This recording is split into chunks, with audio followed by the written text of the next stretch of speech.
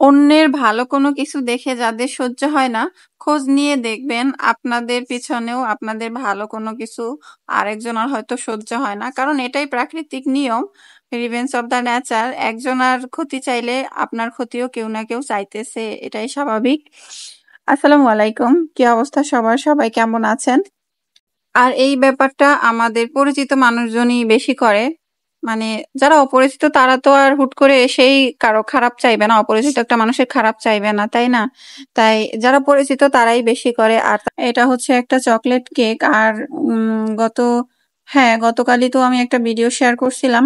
সেখানে হচ্ছে যে ডিজাইনটা করছিলাম ওই ডিজাইনটা দেখেই একজন আপু হচ্ছে আমাকে নক করে যে সে ওই ডিজাইন নিবে, কিন্তু ওইটা ছিল ভ্যানিলা কেক, কিন্তু সে নিবে চকলেট কেক। তো এভাবে করার চেষ্টা করছিলাম আর কি।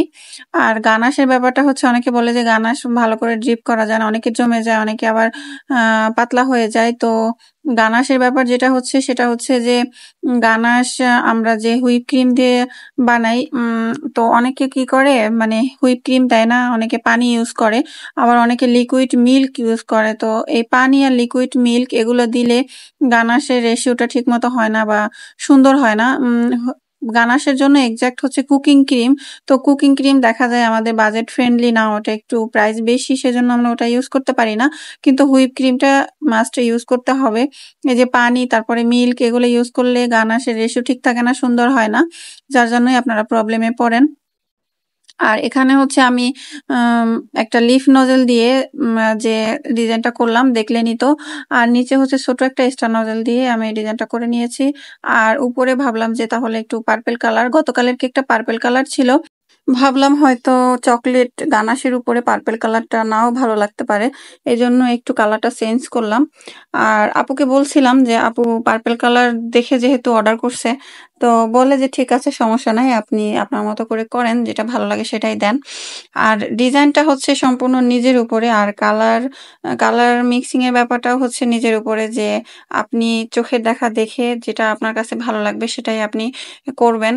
তো এগুলো আসলে ওভাবে বলে বোঝানো যায় না বা দেখেও ওরকম শেখা যায় না। কাজ করতে গিয়ে তারপরে হচ্ছে করতে, করতে তখন শেখা হয়ে যায় এই আরকি। তো এখানে আমি হচ্ছে নামটা লিখে নিচ্ছি। আর বরাবরের মতো আমার হ্যান্ডরাইটিং একটুও ভালো না। এটা তো সবাই জানেন, আগেও বলছি। চেষ্টা করি এই আরকি, যতটুক হয় আলহামদুলিল্লাহ। তো একদিন ইনশাআল্লাহ আরো ভালো হবে। তো এই হচ্ছে আজকের কেকের ফাইনাল লুক। তো এখানে আমি ওই একটা নাম লিখতে বলছিল সেটাও লিখেছিলাম।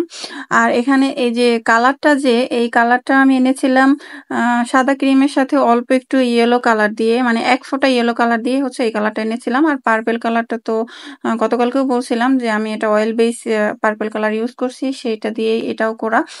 তো এই হচ্ছে আমাদের আজকে কেকের ফাইনাল লুক। কেমন লাগলো অবশ্যই জানাবেন। আর যারা মানুষের ভালো দেখতে পারেন না তাদেরকে বলবো আল্লাহ তাআলা আপনাদের হেদায়েত করুক।